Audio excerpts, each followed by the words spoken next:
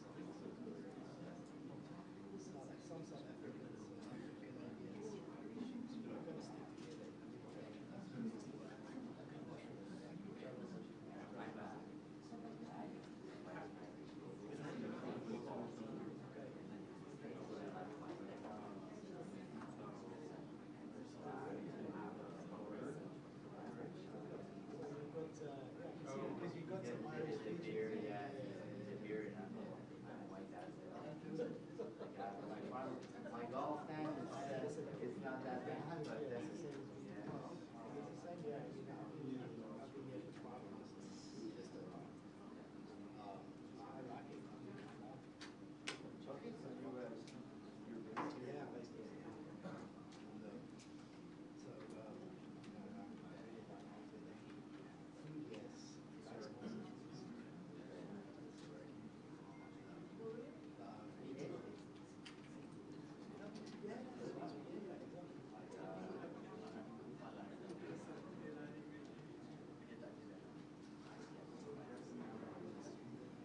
yeah, it's be there, and let's not have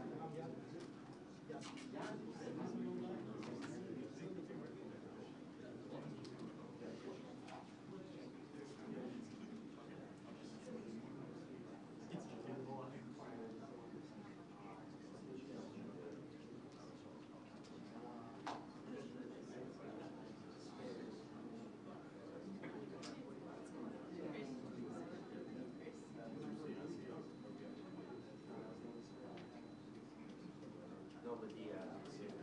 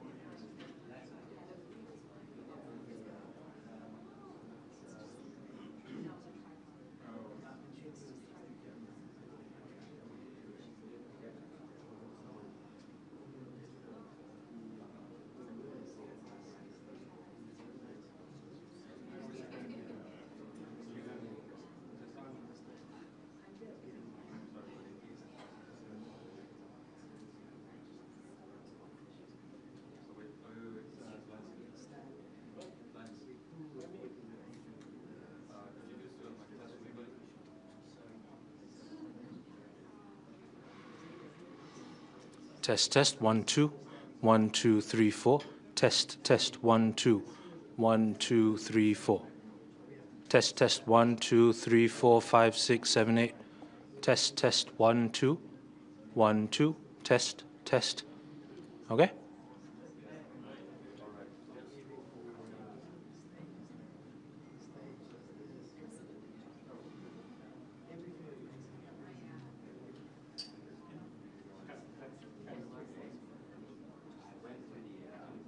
He did a fired shot. He did a fired shot. Well, the business.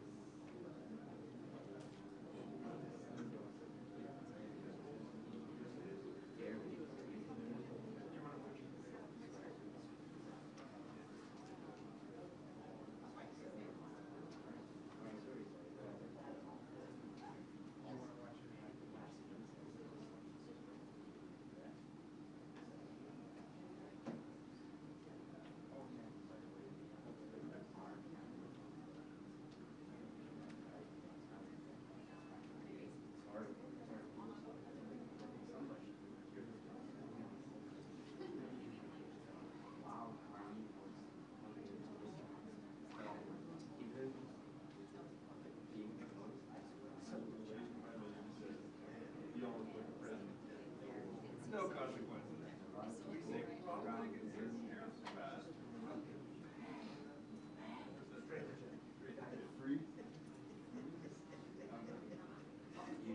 You saw my camera one. Yeah, exactly.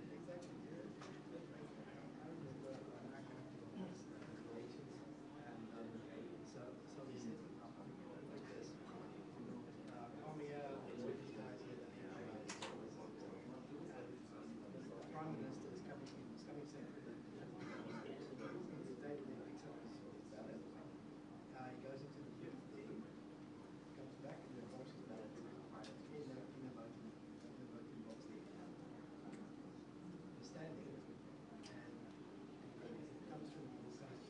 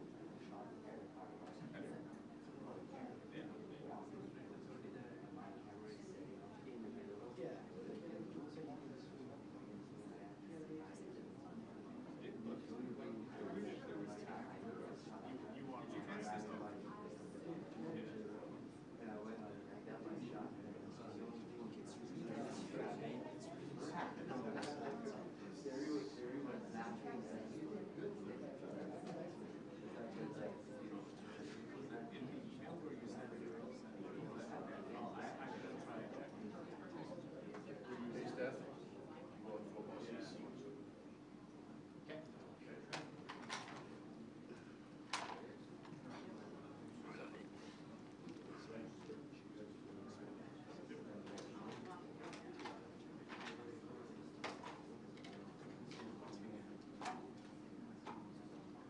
T'apportes ta scoop book.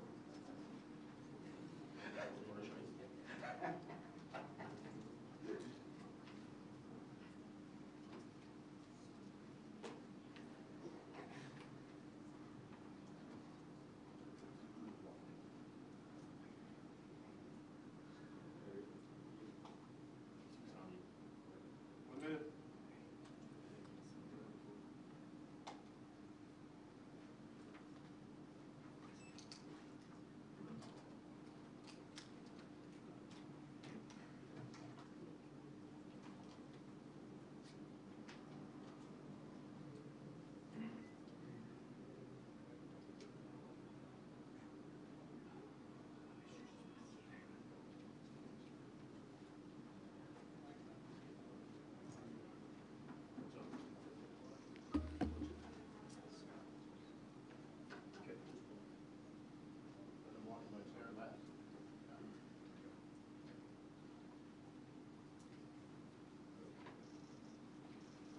All right. Good. We're still afternoon, right? Good afternoon. Good evening. Bonjour tout le monde. Let me just before I start, I would like to just pass on my appreciation, the appreciation of the entire Canadian delegation to our Malaysian hosts, particularly Dr. Ibrahim, the Prime Minister, for an extraordinary group of meetings, extraordinary hospitality, which is going to continue for the next few hours this evening. You know, from our perspective, a highly productive few days at the ASEAN Summit here in Kuala Lumpur. I've been joined by a delegation including our Minister of International Trade, and we have focused on building new partnerships and unlocking new economic opportunities that will benefit Canadian workers and their businesses. Nous sommes réunis ici à un moment à la fois crucial et rempli d'opportunités. Le monde est devenu plus dangereux et divisé. Le système de commerce mondial est en train de changer de manière fondamentale. L'évolution technologique et la transition énergétique s'accélèrent à un rythme sans précédent. L'ancien ordre mondial est revenu. Et même si le Canada a prospéré dans ce système, nous savons que la nostalgie n'est pas une stratégie. C'est pourquoi nous traçons une nouvelle voie à suivre pour notre pays. On November 4th, our government will table the first federal budget, our first federal budget. And that'll be our plan to protect our communities, our borders, our way of life. Our plan to build a stronger economy where everyone has a chance to get ahead. And our plan to empower Canadians with new opportunities, better careers, and a lower cost of living. Central to those missions is our intention to double our non-U.S. exports over the course of the next decade. That alone will generate $300 billion in more trade, new orders for Canadian resources, Canadian industries, and Canadian expertise. I chose my summit for my first visit as Prime Minister to Asia because the Canada-ASEAN relationship is full of potential. This is a region of nearly 700 million consumers with a market worth over $5 trillion. It's already Canada's second largest trading partner with over $260 billion in two-way merchandise trade alone. Yet, even at those levels, it still only represents about 10% of our exports. To build those exports, to double our non-U.S. exports, our government is working to strike a series of new trade deals, including here in the Indo-Pacific. In the past few months, we've signed new agreements with the United Arab Emirates in artificial intelligence, with the European Union in defense and broader trade, with Germany in critical minerals, with Mexico in agri-food. We signed a free trade deal with Ecuador that reduces or eliminates tariffs on the majority of Canadian exports. And last month, in Ottawa, we concluded a historic free trade agreement with Indonesia, Canada's first bilateral free trade agreement with an ASEAN nation. This week in Kuala Lumpur, we agreed to accelerate progress on a new Canada-ASEAN free trade agreement, targeting completion of that agreement next year. Yesterday, I met with the Prime Ministers of Laos and Vietnam, as well as the President of the Philippines, to move those talks forward. Now, that deal would add about $1.5 billion to our economy, giving Canadian workers and businesses greater access to this fast-growing market. In fact, probably, arguably, the fastest-growing market in the world. And would create jobs for Canadian workers in sectors ranging from critical minerals to clean tech, agri-food, aerospace, and advanced manufacturing, all while lowering prices for Canadian consumers on goods like electronics and clothing. In addition, President Marcos of the Philippines and I agreed yesterday to launch talks on a new free trade agreement between our two nations, again with the goal of concluding that agreement next year.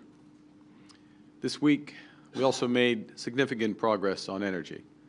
Today, Canada and Malaysia signed a letter of intent to deepen investment in liquefied natural gas, in oil, nuclear power, and renewables. I met with the CEO and the senior management of Petronas, one of the world's largest energy companies and already a major investor in LNG in Canada, LNG Canada Phase 1, LNG facility in Kitimat, British Columbia. Now, phase 2 of this project will double production, making the project as a whole the second largest LNG facility in the world, creating tens of thousands of new high-paying Canadian careers. That project, phase 2, has been referred to our new major projects office because we want it built, and we want it built faster to the benefit of Canadians, including Indigenous partners in the project. Together with Petronas, we are exploring other new opportunities to expand our partnership and strengthen Canada's role as a reliable energy supplier. By the end of this decade, 2030, Canada can produce nearly 50 million tons of LNG each year, enough to supply Singapore, where I'm going tomorrow, 5 times over. We can double that production again by 2040. Nous collaborons également dans le domaine du captage du carbone et en mettant nos ressources au service de la transition de l'ANAS vers une économie plus résiliente et à faible émission, en plaçant l'innovation canadienne au service des infrastructures énergétiques de l'ANAS. Comme son nouveau réseau électrique, nous ouvrons la voie à des milliards de dollars de nouvelles possibilités pour les entreprises et les travailleurs canadiens. Et nous aidons aussi nos partenaires de l'ANAS à atteindre leurs objectifs en matière de connectivité. Canada's also unlocking new opportunities in technology. Canada's BlackBerry offers its Cybersecurity Center of Excellence here in Malaysia. And we announced an investment to expand that center into an international hub for cyber intelligence and security innovation, something I discussed this afternoon with Prime Minister Ibrahim. Today, I visited CAE, with whom Malaysia Airlines has just signed a deal to purchase another Canadian-built flight simulator. And I met the CEO of AirAsia yesterday about a potentially large order for A220 planes designed and built in Quebec. These are the kinds of partnerships we will keep building because Canada has what the world wants: world-class talent with expertise in clean technology, artificial intelligence, life sciences, and quantum computing. We're the world's number one destination for master's degrees and doctorates. We have the most educated workforce in the world. We're an energy superpower with the 3rd largest reserves of oil and the 4th largest reserves of natural gas. We have an 85% clean grid, which we can readily increase by another 50% to power clean manufacturing, clean AI infrastructure, and the electrification of our sustainable economy. We have deposits of over 34 critical minerals, and we're amongst the top 5 producers for the 10 critical minerals most essential for the world's energy transition. Over the next 5 years, we will be quadrupling our defense industrial spending, strengthening our role in collective security and creating new careers in our defense and associated industries. Next week, Canada's Defense Minister will be in the Philippines to deepen our cooperation with Southeast Asia, expanding access for the Canadian Armed Forces for training and joint operations in the Philippines, strengthening our shared commitment to regional stability. The combination of these economic strengths and the budget strategy I referenced earlier, our budget strategy to spend less so that Canadians can invest more, will give investors confidence to build more in Canada. It will give innovators the stability they need to take risks in Canada. And it will reinforce the reasons the world has to trust Canadians as reliable partners. Le Canada a ce que le monde veut. Le Canada a ce dont le monde a besoin. C'est à nous de vendre au monde ce que le Canada a à offrir. Selling our products to the world is a Team Canada effort. Federal ministers are working hard, securing deals and building relationships across Asia. Premiers from British Columbia, Alberta, Saskatchewan, to Newfoundland and Labrador and Prince Edward Island are leading trade missions across the region. Demain, je me rendrai à Singapour pour rencontrer le Premier ministre Lawrence Wong, ainsi que les grands investisseurs pour renforcer la coopération dans les domaines du commerce, de l'énergie et de la technologie. Et plus tard cette semaine, je vais participer au sommet des dirigeants de l'APEC en Corée du Sud pour poursuivre ces progrès et resserrer nos liens dans les domaines de l'agriculture, de la défense et des minéraux critiques. To finish, to quote our host, Prime Minister Ibrahim, "The old world order is disappearing and a new one has yet to emerge. Times like this, it's time to be bold, because how we respond will shape Canada's path for decades to come. By making generational investments at home and by building deeper partnerships abroad, we will build Canada strong." And with that, I'd be happy to take your questions. Thank you, Prime Minister. We're now going to begin with questions from the Canadian delegation. First question, première question, Sarah. Hi, Prime Minister. Sarah Ritchie with the Canadian Press. Have you had any contact with President Trump since Thursday? I have not. Given that President Trump said today on Air Force One, I don't know if you heard this, but in the last hour he said he doesn't plan to meet with you for a long time. Is it worth continuing to pursue a discussion, a meeting, a phone call with him at this point? I didn't see the comment. Look, we stand ready to sit down with the United States, myself with the President, my colleagues with their colleagues, when the U.S. is ready to sit down. We had made considerable progress on a supplement to the trading relationship that we had, considerable progress in the areas of steel, aluminum, and energy, associated areas as well. And as I just said, we're ready to sit down when they are ready to do that. If they're not ready to do that, as those comments indicate, then we were always going to do these things, to be clear. We're going to first and foremost build our economy, build it with generational investments, and you will see that not just the scale of the ambition, but the speed with which we put that into effect in the budget on November 4th, and continue to do what we've been doing over the course of the last few days and over the course of recent months, which is to build those other partnerships and deepen those other partnerships on which we're getting very much traction. Thank you. Next question, Murray. Hi, Prime Minister. Murray Brewster with Hi, CBC News. President Trump says he's canceled these trade talks because he's upset about the Ontario government ad. We've heard from the Business Council of Canada and even some of President Trump's own advisors who suggest the frustration with Canada runs deeper. So is this about the ads or is this about something else?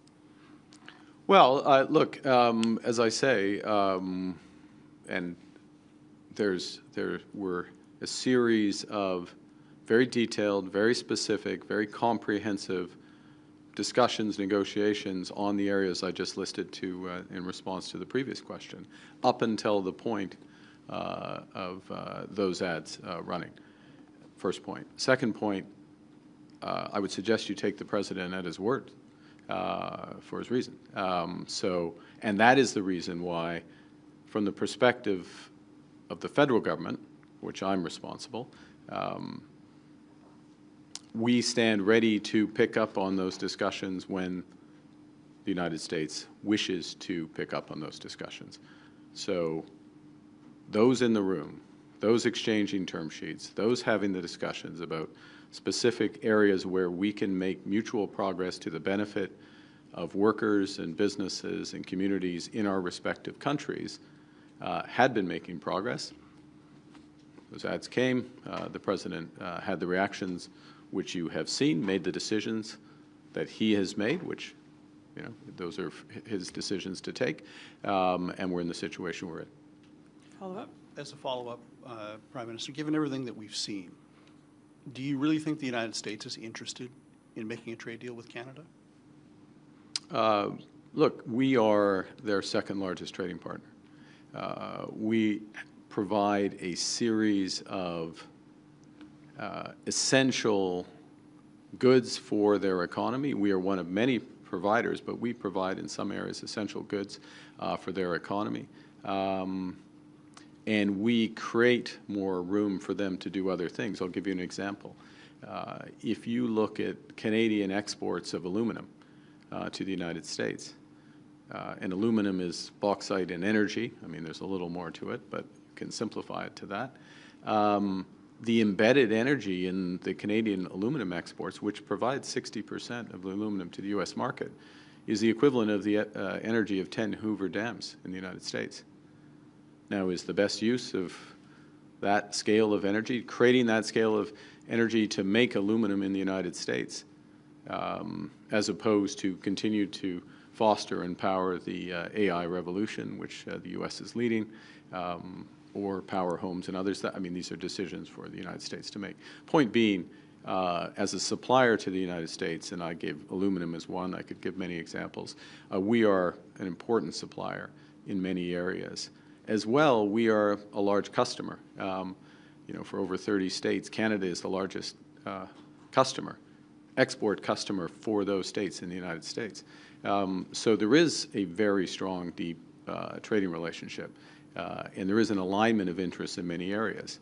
And that's the reason why we have elements of the arrangements that we have today with a large degree of low tariff trade and the benefits from that. So, you know, we're ready to have those discussions to further improve them, and we'll have them when it's appropriate. But we're not resting, because we can build. You know, the return on building at home is far greater than the hit from trade turbulence with the United States, and the opportunities internationally are considerable. And candidly, Canada has not focused on the relationships to the same extent as we should have in any trading environment with the United States, let alone a situation where they're changing their trade policy. And that's what we're doing now. Next question. Prochaine question. Judy Trin with CTV News. Donald Trump says he doesn't want to see you at all at APEC. Has the Canadian government given any consideration to the possibility that he doesn't want to negotiate, and do you have a contingency plan for that? We have lots of, yes. The short answer is yes. To your follow-up, no, I'm not about to detail those contingency plans. But I will go to the big, obvious plan that is there in plain sight and will be further detailed in the budget on November 4th. And we have been saying this for months. I said this before I was elected. Emphasize the importance of us giving ourselves far more than any foreign government could take away, whatever the trading environment. And that's to build at home and to build strong at home. And we intend to unleash hundreds and hundreds of billions of dollars of investment right here at home. Well, not right here, but metaphorically there, at home in Canada, while we're building these partnerships. Less than a month ago, you were at the White House. You seemed very cordial, friendly with President Trump. The two of you were joking. You said you were going to walk away with a good deal. He said that we would be very happy. Is the U.S. toying with Canada, and how did your relationship with Donald Trump go south so fast? It's a question for him. Next question. Yasmine. Yasmine Mehdi avec Radio-Canada. On Merci. avait l'impression dans les dernières semaines que les négociations avec les États-Unis avançaient plutôt bien. Oui. Qu'est-ce qui s'est passé? Est-ce que c'est la publicité ou est-ce qu'il y avait autre chose du côté américain? Tout d'abord, je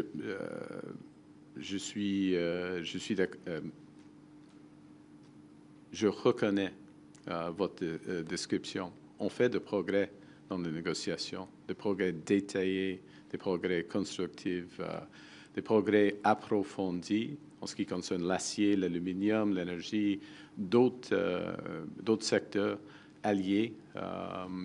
Et ce n'était pas fini, c'est évident, ce n'était pas fini, mais on était près d'un accord. Okay? Ensuite, il y avait les publicités. Et tout est changé, où la position du gouvernement américain a changé. Ça, c'est évident. Ce n'est pas plus compliqué que ça. Follow-up. Par rapport à M. Ford, j'aimerais savoir, est-ce que vous lui avez demandé de retirer la publicité? Est-ce qu'il a nui aux efforts du Canada? Bon, alors, c'est la responsabilité du gouvernement du Canada de négocier des accords commerciaux, de négocier des traités à l'étranger. Premier point. Deuxième point, nous avons décidé de ne pas faire des publicités aux États-Unis. OK? C'était un choix. C'était évident pour nous de ne pas faire. OK? Donc, Doug Et Ford le n'aurait pas reste est Donc, Doug Ford a fait assez, une assez erreur. clair. C'était une erreur de la part de Doug Il a Ford. pris une décision, Next question. Prochaine question. Brian. une décision différente de la décision du gouvernement du Canada qui est responsable pour cette relation. Sorry, who's Brian? What Brian's next question? Why don't we have We'll go to Brian's Brian. question, and Yep. we'll follow up when you come. I'll ask a version of this so you can answer, Nate. I figured you might. If it is true that a TV ad, that you were close to a deal, exchanging term sheets, and a TV ad caused all of this to be canceled, halted, Trump does not want to meet, are you upset at Premier Doug Ford for running this ad? If this is true that this ad spoiled something that was very close? Look, I'd say the following, which is that in any complicated, high-stakes negotiation, you can get unexpected twists and turns, and you have to keep your cool during those situations. It doesn't pay to be upset. Emotions don't carry you very far. And we had made progress, to repeat, and we stand by the progress that had been made. The Government of Canada does. And we are ready, when appropriate, to pick that up. And I'll just re-emphasize that it is the responsibility of the Government of Canada to have these negotiations. And others will have opinions, and others welcome free advice, unsolicited advice is entirely appropriate. Every Canadian is a stakeholder in these negotiations. Every Canadian is a stakeholder in the fact that we're making progress in ASEAN, that we have the agreement with Indonesia, that we have just decided to accelerate trade talks with the Philippines, with ASEAN as a whole. Every Canadian has a stakeholder, is a stakeholder in the evolution of our relationship with China and the discussions that we will be having at APEC with giants there. So that's the focus, sans émotion, et on va continuer comme ça. Follow up. And just to cast things ahead to where you're going later this week in Korea, can you give us an update on, do you expect to meet the Chinese president at APEC? And what kind of conversations do you expect to have with the Chinese delegation there? I do expect to, there are plans for me and President Xi to meet. We will pick up on the discussions I had with Premier Lee in New York a few weeks ago. A broad range of issues, both in terms of the commercial relationship, as well as the evolution of the global system. So I look forward to the meeting with the President. Il y aura une réunion pour moi avec le président de la Chine, Xi Jinping, et les sujets vont inclure les enjeux commerciaux et puis l'évolution du système global. Et on a une bonne fondation, une base après la discussion que j'ai eue avec Monsieur le Premier ministre Lee à New York il y a quelques semaines. Next question, Rafi. Hi, Prime Minister Rafi Buchanan, CBC. President Trump threatened to impose this additional 10% tariff, regardless of Ontario saying it would take the ad down. Does that suggest there is nothing to be gained from backing down to the U.S. president? Well, look, with respect to the additional tariff, we haven't seen the specifics about that. And look, I don't want to make a generalization of the situation. I'll repeat and I'll reemphasize, we've made significant progress. We stand by the progress that we had made. We think there is a very good addition to the trading relationship, an additional deal, if you will, that is in the interests of certainly Canadian workers, Canadian families, but very much American workers and American families as well. It's a win-win. You know, when the time comes to pick that up, we would suggest picking it up from there. Follow-up? This progress you have made, you've spoken a lot about sectoral tariffs. During your campaign, you were speaking a lot about reaching a comprehensive security and energy deal. Did you at one point give up on that? If so, why? Well, we talked about, maybe you weren't there, but in July, when we made the decision that we evolved our tariffs with respect to the United States, because we had reached a point by the middle of the summer where under the executive order that pertained at then and still pertains, that the substantial proportion of our trade with the United States is tariff-free. The U.S. was less interested in the security element of the partnership, which is their decision. Look, and let's actually, so less interested in that, and as well was focused in, for most countries, on these so-called 232 sectors, which are by definition sectoral. And they're the major issue for our economy: steel, aluminum, autos, forest products, and therefore naturally it comes to that, and that's where we've concentrated our efforts. Let me take a step back and just a point of context here, which is, you know, the United States has a trade policy. It has a new approach to trade that has come in place with the new administration. We understand that. We respect that. They apply that policy to every country in the world. You see elements of it in the agreements that were announced here in Kuala Lumpur in the last 24 hours. And so that's the approach that one deals with with respect to having negotiations with the Americans. So it just follows. Our approach in terms of negotiations with Indonesia, our approach with respect to the EU, for example, is much more comprehensive. It includes security, it includes defense, it includes broader elements, and it's there's a symmetry. They're symmetric, those arrangements, and that's how we tend to do trade. But the U.S. does it differently. It's not how we tend to do trade. That is how we do trade, and the exception is the way the U.S. is doing trade. Next question, Ian. Ian Austin from the New York Times. When you made several concessions to the United States, dropping the retaliatory tariffs, the digital tax, and so on, you were challenged, and you said there's a time to push back and there's a time to talk. Well, the talks ended.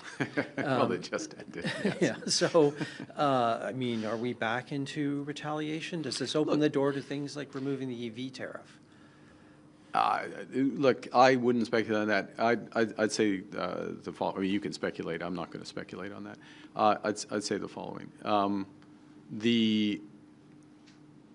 The approach that the previous government put in place in terms of retaliation and that we kept on for a period of time, the reality is that Canada was one of only 2 countries that had retaliatory tariffs on. So everybody had focus, but only 2 countries had those in place.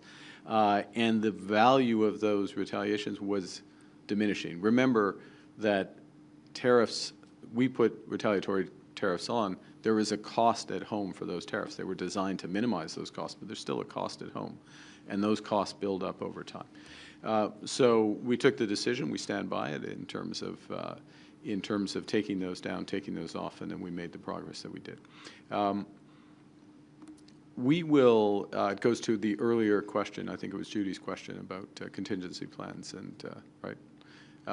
And we have a series of measures that we have put in place for the strategic sector, so-called strategic sectors for steel, for aluminum, both in terms of liquidity support, in terms of more strategic support, so that billions of dollars of strategic support so they can pivot to new markets, new products, by Canadian policies that are just now getting fully articulated and ramping up so that we can support there. And there will be more coming in the budget as part of a broader industrial and trade diversification strategy, climate competitiveness strategies, which will help for all of this. So that's the focus of the reaction. I mean, obviously, we will protect markets if we see big asymmetries in terms of access, but it's not a decision for today. Follow up. And you know, the end of these talks, which you've described as being serious and constructive for what seems like a capricious reason, does this underscore that?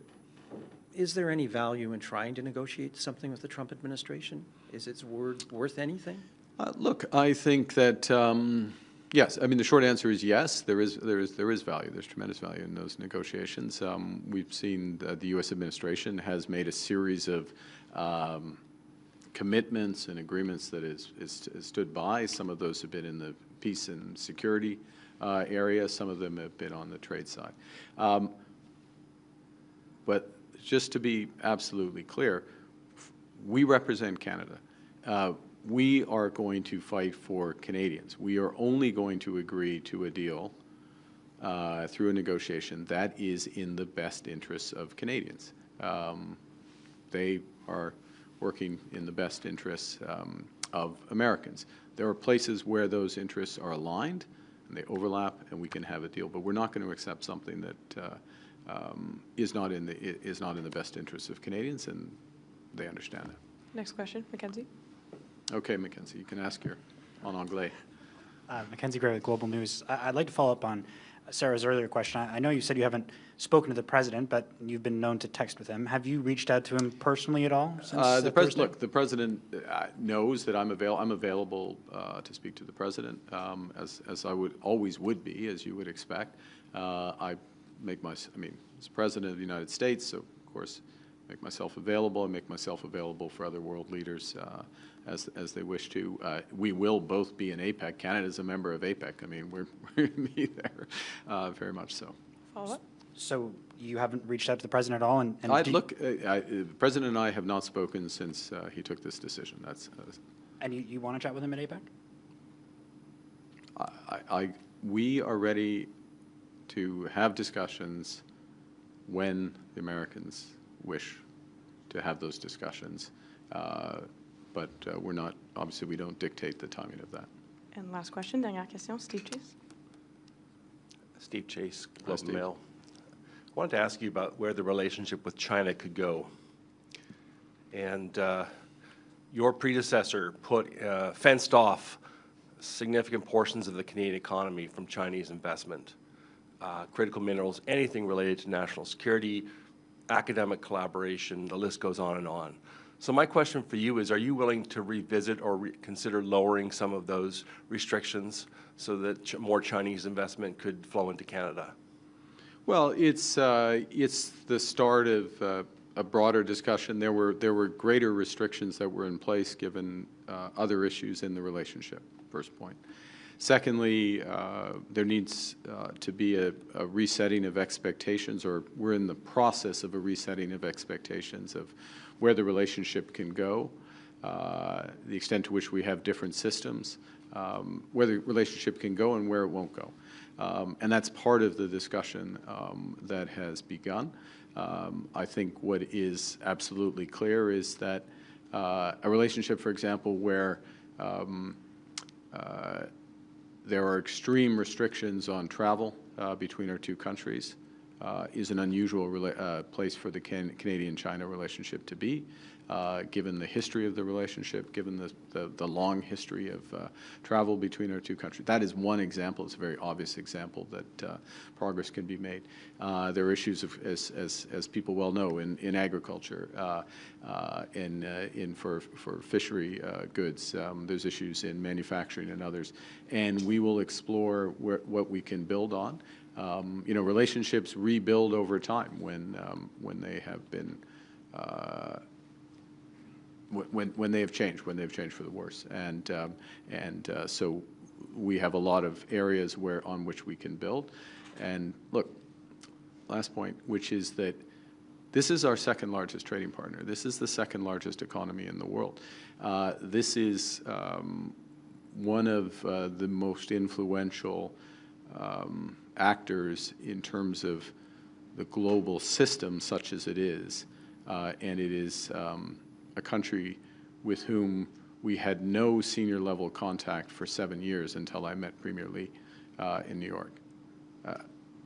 So we're starting from a base, and we can move quite substantially. We're starting from a very low base, and we can move quite substantially before we start to get to sensitive areas. Would you like to, or is a free trade agreement with China out of the question? And if you could, would you drop EV tariffs against? I look forward to the discussions with President Xi, and they're about much broader set of issues than trade, and we'll be in better position to start answering questions like that as the relationship evolves and deepens. So we don't go in. There's no preset offer issue. This is the difference between relationship and transaction. We're starting relationship, building up the relationship on that. Thank you. This puts an end to our press conference. C'est ce qui met fin à notre conférence de presse. Merci. Merci beaucoup. Merci. Thank you.